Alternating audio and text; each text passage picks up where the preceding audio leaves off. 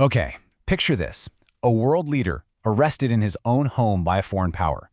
That's exactly what the analysis we're digging into today is all about. A U.S. operation to capture the president of Venezuela. We're going to break down how it all went down, why the U.S. says it did it, and what it could mean for the very rules that are supposed to govern the world. Can you imagine waking up to that headline? It absolutely stopped the world in its tracks. A sitting president taken from his own country to face justice somewhere else. I mean, an action like this doesn't just dominate the news for a few days. It challenges the entire idea of what national borders and sovereignty even mean. All right, so let's start with the event itself, because this wasn't some slow-moving diplomatic crisis that you saw coming for months. No, this was a lightning-fast military strike, and it was absolutely designed for shock and awe. The analysis describes it as a textbook special forces op. You've got elite commandos hitting the presidential palace, under the cover of darkness, grabbing the president, and they're gone before the country's defenses even knew what was happening. Just like that. The world was stunned, and the Venezuelan government was, for all intents and purposes, decapitated. Which of course brings us to the biggest question of all. How do you even begin to justify something like this? Now, the White House had an official reason ready to go, but the analysts and our sources argue that the public story, well, let's just say it was a convenient cover for a much, much deeper strategic goal.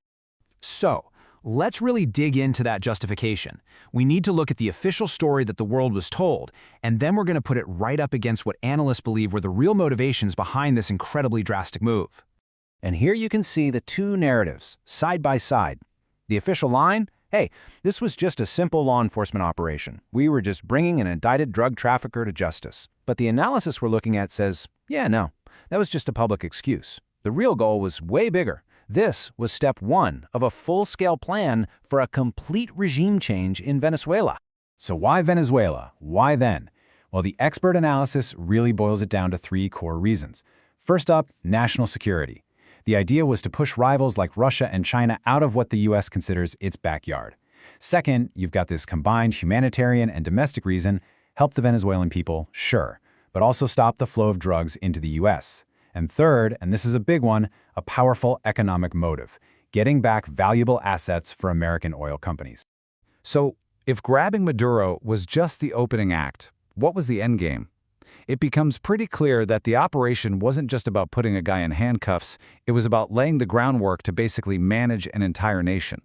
Yeah, the analysis makes it crystal clear. This wasn't just an arrest, it was pretty much the announcement of a takeover. The administration actually laid out a whole blueprint for how the U.S. would run the country from that moment on. And here it is, that blueprint. It's a pretty straightforward four-step plan for a complete transfer of power and resources. Step 1, U.S. troops move in and secure all the oil fields. Step 2, American advisors are put in charge of the whole transition. Step 3, U.S. corporations are brought in to run the oil industry. And the final piece of the puzzle, Step 4, install a new pro-American government. And this little detail, it is incredibly revealing. The administration actually announced that American corporations, not the taxpayers, would foot the bill for the operation. I mean, that directly ties this military action to corporate profit. It really suggests the economic goals were just as important as the political ones, maybe even more so. Okay, let's peel back another layer here, because according to the source material, this operation wasn't just about Venezuela. Analysts are framing this as a major move on the global chessboard, with massive stakes for some of the world's biggest powers. A huge strategic goal, according to the expert analysis, was to push America's rivals out. See, Venezuela had become a kind of foothold in South America for countries like Russia, China, Iran, and Cuba. This whole operation was designed to kick them out and reassert U.S. dominance in the region. But the motivations weren't all about these grand global power plays. The analysis also connects this move to domestic politics. By stabilizing Venezuela, the thinking went, the administration could stop the flow of refugees, which would address a key issue for its voters back home. And now, we get to what might be the most staggering claim in the entire analysis.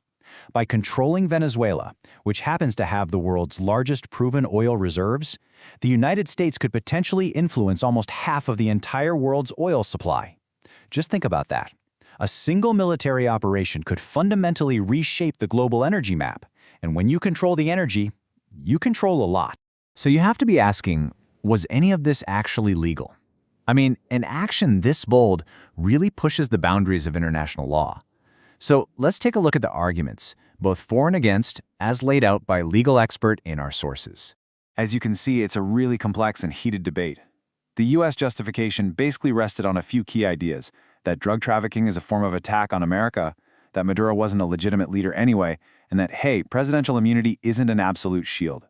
But on the other side, critics fired back, saying this is a flagrant violation of national sovereignty, that it totally bypassed the UN, and that it creates this incredibly dangerous precedent, a world where any powerful nation can just decide to remove a leader they don't like. And believe it or not, this isn't the first time something like this has gone down. The expert points to a major historical precedent, the 1989 invasion of Panama. Back then, the U.S. military went in, captured its leader, Manuel Noriega, and tried him on drug charges in an American court. The parallels are pretty striking. It really suggests this was an old playbook being dusted off for a new target. And all of this brings us to the final, really unsettling question that this whole event leaves hanging in the air. The analysis suggests that this single operation challenges the very foundations of the international system we've lived with for decades. It forces us to ask, are we entering a new era where the old rules of sovereignty and immunity are just being rewritten by force? And if we are, what comes next?